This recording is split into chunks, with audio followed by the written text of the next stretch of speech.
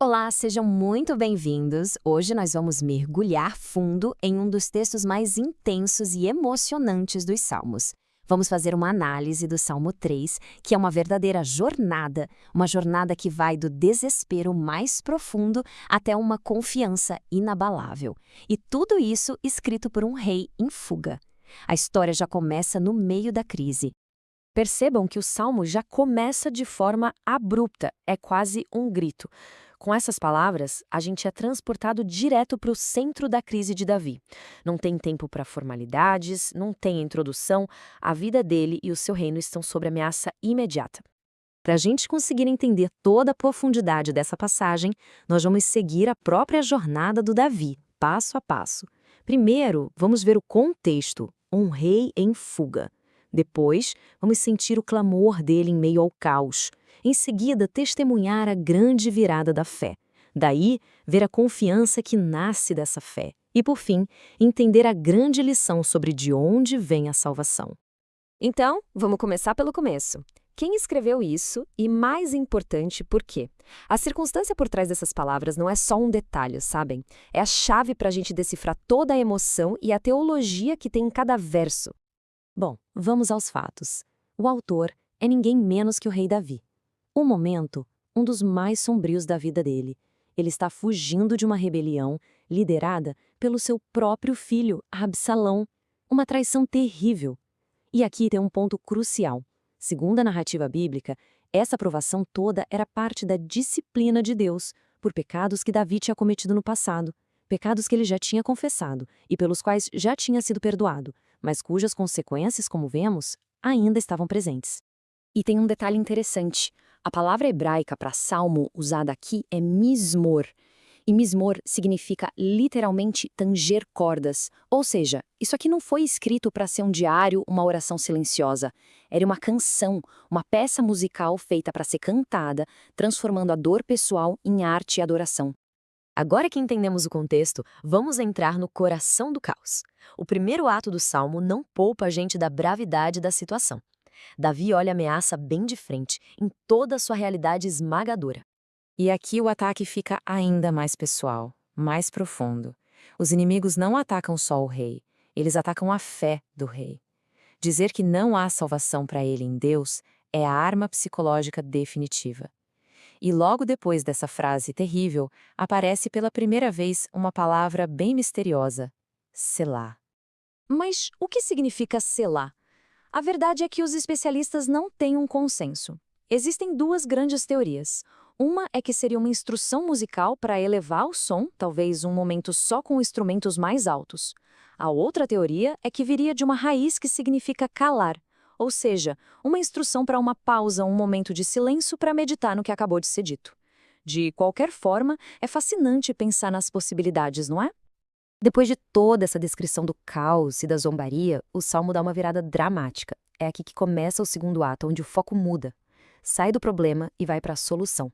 Sai da circunstância externa e vai para a convicção interna. Este verso é o coração do salmo. A palavra, porém, funciona como uma dobradiça, que vira a narrativa em 180 graus.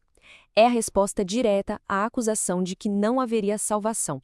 Davi declara quem Deus é para ele. Um escudo protetor, a fonte da sua honra e aquele que restaura a sua dignidade.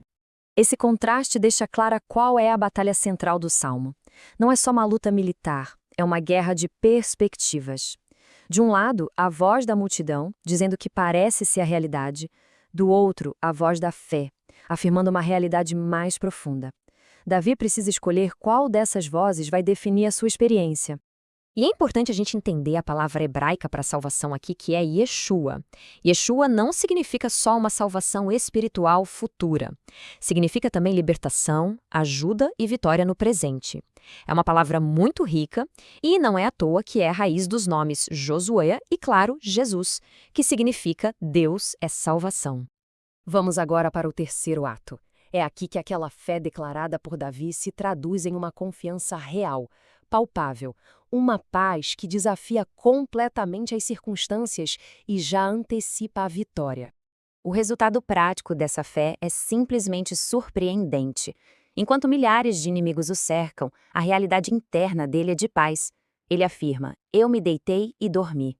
Imagina só, dormir no meio de uma guerra, com a vida por um fio. Isso não é negação, não é apatia, é o símbolo máximo da confiança. É como uma criança que dorme tranquila, segura. Davi descansa na proteção de Deus, mesmo no olho do furacão. A oração dele, então, se torna um clamor por ação. A expressão "levanta-te, Senhor" ecoa a oração que Moisés fazia no deserto. E a linguagem forte de ferir nos queixos e quebrar os dentes não deve ser entendida de forma literal. É uma metáfora poderosa para a época, que significa a humilhação completa, a neutralização total da ameaça dos inimigos, como se eles fossem bestas selvagens sendo desarmadas. E assim a gente chega à grande conclusão do Salmo. Depois de toda essa jornada pela angústia, a declaração de fé e a experiência de paz, Davi resume tudo em uma afirmação final, que se torna a tese central de todo o texto. Aqui está o ponto crucial de tudo. A vitória não é dele. Não é da sua estratégia nem da sua coragem. A salvação, a Yeshua, pertence unicamente ao Senhor. E o mais notável, ele não termina pedindo vingança. Ele termina com uma bênção para o teu povo, o mesmo povo de onde saíram tantos que se levantaram contra ele. Então, o que a gente pode extrair dessa narrativa? Primeiro, Davi atribui toda a glória a Deus. Ele se recusa a levar o crédito. Segundo, uma magnanimidade impressionante, um coração livre de ressentimento. E por fim, a história confirma que a confiança dele não foi em vão. Davi foi de fato restaurado ao seu trono e a sua fé foi justificada.